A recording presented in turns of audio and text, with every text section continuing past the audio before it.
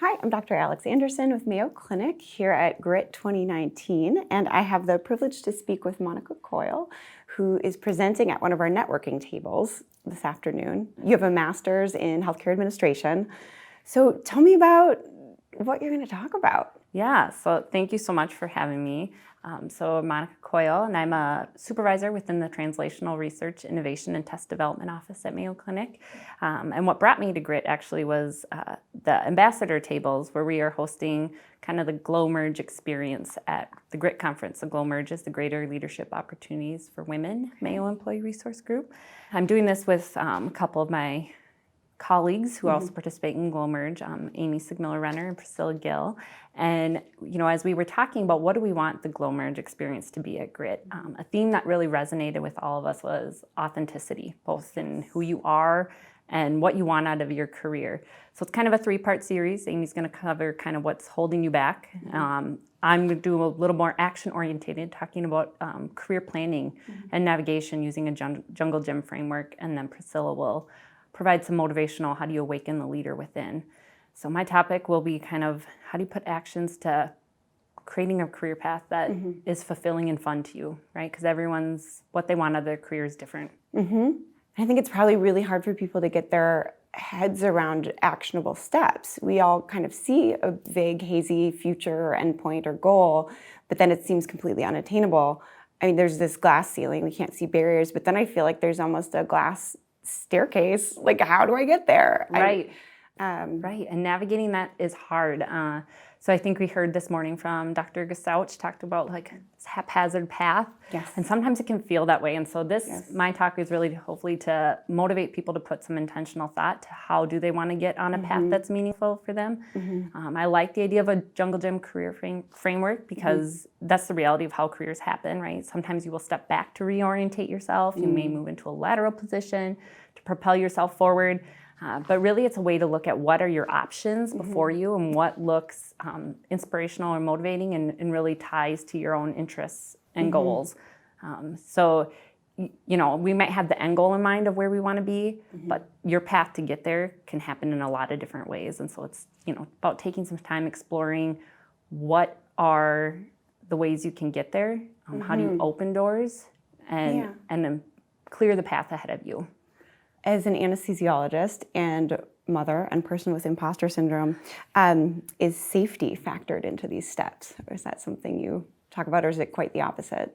So I think about a theme we hear across all these talks is taking risks, right? But here you're going to be intentional about your risks. You're going to know what risks you are willing to pursue, because this is really all about you and what your goals and aspirations and interests are.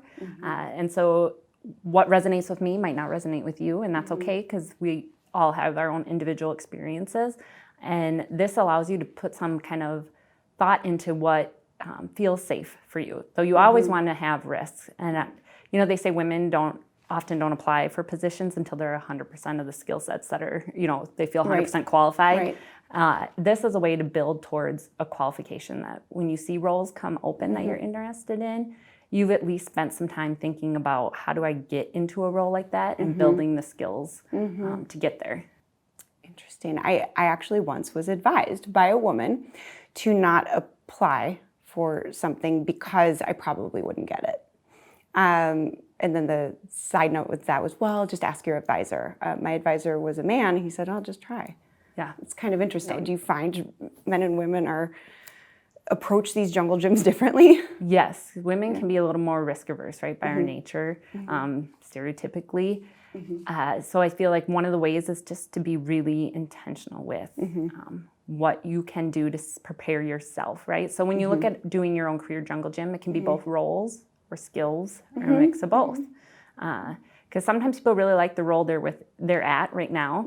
Then I would say don't stop developing yourself within that role, right? So what skills can you do further develop yourself to really be a technical expert in your role that you're in, right? So that's something Dr. Williams discussed in one of her talks earlier today as a way to break through kind of that glass ceiling. So really hone where you're at, and you never know just what doors will open in the future just by honing where you're at right now and developing skills further.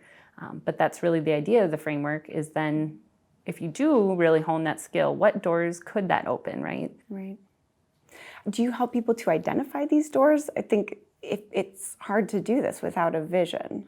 Right. So it takes doing some legwork to fill out your jungle gym, right? You can't probably sit down in one afternoon and map out your career path to the end of your goal. So the first time I went about doing this, I actually met with quite a few people to hear about their role, understand if I went into that role, what's next. Right. And that was a great learning opportunity because I found things that I would be passionate about, but a lot of things I was like, oh, that's maybe not what I'm interested in. So to do this, you have to take some time to really learn what's out there. So that's, one, use your networks, your peers, your social networks, professional networks. They're great ways to kind of crowdsource what's out there and how do you get there, as well as mentors, professional development opportunities within your own organization. So it takes some legwork to do this, but hopefully in the end, it helps you achieve what you want, right? So research has even shown you're more likely to achieve a goal if you write it down and you track to it. So consider sitting down and taking some intentional time to do career planning, a way to make yourself successful towards your goals. And what is an exercise you might take someone through to identify a goal? Right. So much like if you're going to do career planning, it starts with what interests you and what inspires you, right? So that's probably where I'd spend some time first, right? What do you like about what you're doing right now? What interests you? Where do you see yourself in 3 years, right? So first you have to get to know you and what you want before you can talk about what goals that you have. And really that draws out often kind of, well, I heard you say you might like a career in public speaking. How right? How would you do that? What are some baby steps to get you there? And it must be pretty empowering for people to identify actionable items. Do you find that this is a way to combat imposter syndrome or be a confidence builder too? Absolutely. So actually even preparing for this conference, I was struck with imposter syndrome. Yeah. I really did truly go to Amy and say the words, I don't know how I can go talk about this. I feel like such a fraud. And then But you do it every day. Right. I went back and I thought, but I do this. Right. So I pulled out my career jungle gym that I actually did 3 years ago, and I circled all the goals that I had achieved. And then I thought, okay, I've made pretty good progress here. So I should probably start working on what are my next 3 years? What do I want to build on? And I sat down and I spent some time with it, and I did a career jungle gym again. And just in there, that was a great way to say, like, yeah, I can do this, right? Self-aware. I do this all the time. I help other people do this.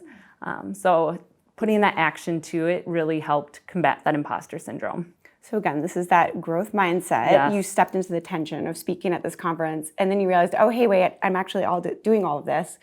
What more can I do? Right. That's super interesting. Yeah. Like when we actually achieve, if we frame it in the right way, we want to achieve more. Right. And I think that just really made me feel also validated that, okay, I've done this. I can show someone that this is worthwhile. The whole idea of even doing career planning, it's not my trade, right? I have a degree in biology, but actually something that I learned about first through the Glow Merge. And I went to one of their career planning sessions. I became passionate about it. Right? So then I went on to continue to learn about it. I've taught classes or sessions on it. Now the opportunity to come to Grit and share it with even a wider audience. Yeah. Is this a visual thing? It's like It is. something you map out? It is. Okay. So within the handouts, we really provided a structure for which you to start with, right? So this looks really organized and straightforward, but that's just a way to start thinking about how do you organize your goals. But the reality is 3 years later, this is probably more what it looked like, right? So that's where the jungle gym comes in. Right. So it's just a way to start. Looks like a Final Four. Yes, it does, exactly, right? Something you fill out once a year. Me versus me. But then really once it's a way to start organizing yourself, but then when you start seeing the interconnectedness, you see how it quickly turns into a framework. Do you have people integrate like home and professional Yes. in a jungle gym? You can, Okay. right? And I had work-life balance on my jungle gym originally. That's not actually something I spent any time on, but. Right. What if mine ends up like a Claire Danes Homeland wall? And I would say, that's your opportunity to say, if I'm stuck here, who can I reach out to understand? How do I navigate over that wall? And it also seems, what I really find interesting about this, it's sort of throwing away there being a formula Yeah. or like a ladder, but rather bringing it back to the individual and creating an authentic career via Jungle Gym, however that looks for an individual. Right. Sounds a So- little more fun too, right? little more fun, Love the yeah. Jungle Gym and not just here, get on in your one direction to head.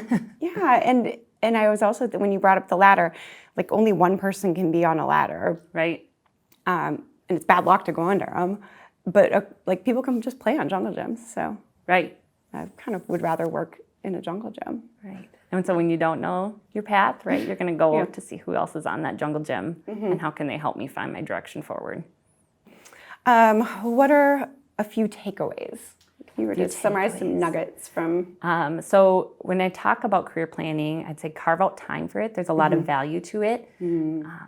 And then just some things to consider when you are doing career planning. It's not a magic 8 ball, right? So, we don't know what's going to happen and when, so it's not a timeline and it's not static. It's something you want to continually go back and revisit and reorientate yourself to and set direction. And also give yourself credit for what you have achieved on your Jungle Gym. And so if I could leave like kind of an acronym that was first introduced to me by a fellow Glow member, Erin Cole, who taught me about career planning to begin with. Take career planning or looking at your career Jungle Gym as an opportunity to light a fire under your career. So using the acronym of FLAME, career planning allows for flexibility, your own life goals and what is important to you. Accountability, no one's more accountable in your success than you are. Motivation, succeeding where you're at today and understanding that can open a lot of doors in the future.